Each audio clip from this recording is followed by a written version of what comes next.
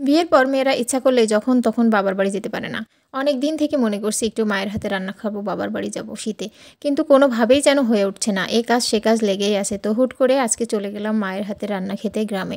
তো hello everyone, আসসালামু আলাইকুম, সবাই কেমন আছেন? তো গ্রামে চলে গেলাম, মায়ের হাতে কী রান্না খেলাম, কী করলাম সব কিছু নিয়ে থাকছে আজকের এই ব্লগ ভিডিওটা। তো ছেলের পরীক্ষা শেষ হয়ে গেছে, ভাবছি অনেক দিন থেকেই যাব, কিন্তু কোনোভাবেই যাওয়া হচ্ছিল না। তারপরও আজকে রিস্ক নিয়ে চলেই গেলাম। অনেক কাজ এখনও বাসায়, কারণ নতুন বিল্ডিংয়ের কাজ চলছে, নতুন বাসায় উঠতে হবে, বাসা চেঞ্জ করতে হবে, মানে বিশাল একটা ঝামেলা। তারপরও কিন্তু ভাবছি যে যাই, একটু ঘুরে আসি, মন তো মানে না। এদিকে ছেলেও বলছে হ্যাঁ নানু বাসায় যাব, এই কারণে ভাবছি যে যাই। তো এইটা যাওয়ার পথে দেখেন কত সুন্দর একটা পরিবেশ। আমার ছেলে তো ফ্লোয়ার ফ্লোয়ার করে চিৎকার করছে। তো এখানে ইউনিভার্সিটির সামনে এসে একটু ভিডিও নিলাম।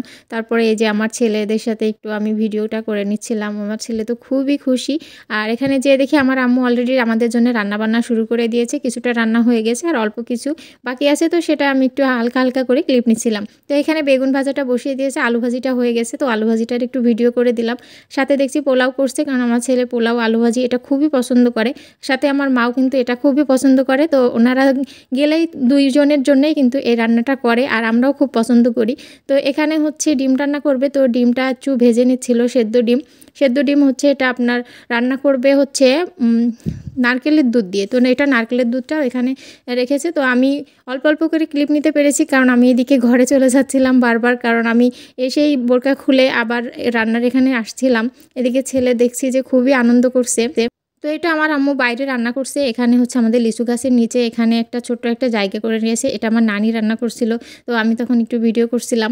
আর এখানে আমার আম্মু রান্না করছে হচ্ছে গরুর মাংস রান্না করবে। তো মাংসের মশলাটা অলরেডি কষানো হয়ে গেছে, মাংসটা চলে দিচ্ছিল। আমি সেই সময় আবার এসে বসছি, এদিকে মায়ের সাথে গল্প করছি, বারবার ভেতরে যাচ্ছি, এটা করছি ওটা করছি। তো টুকটাক করে একটু একটু করে ক্লিপ নিচ্ছিলাম। এখানে গরুর মাংস রান্না করছে, আর হচ্ছে আলু ভাজির সাথে ডিম ভুনা, বেগুন ভাজি আর পোলাও করছে। তো এই পোলাওটা আগেই হয়ে গেছিলো, আমি আর ওটা ভিডিও করতে পারিনি।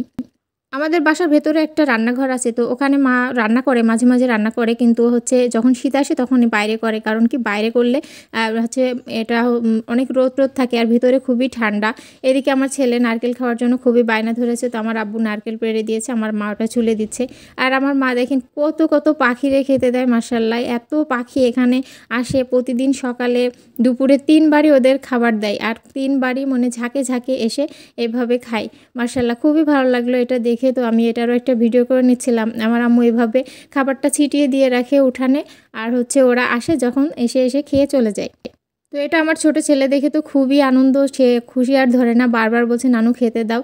তো এখানে আমি ছাদে চলে গেলাম। ছাদে মাশাআল্লাহ আমি যখন লেবু ছোট ছিল তখন আপনাদেরকে দেখিয়েছিলাম যে এখানে অনেক লেবু হয়েছিল, কিন্তু আর গাছ ভর্তি। এর ভিতরে কিন্তু আমার আব্বু এসে অনেকগুলো লেবু আমাদেরকে দিয়ে গিয়েছে।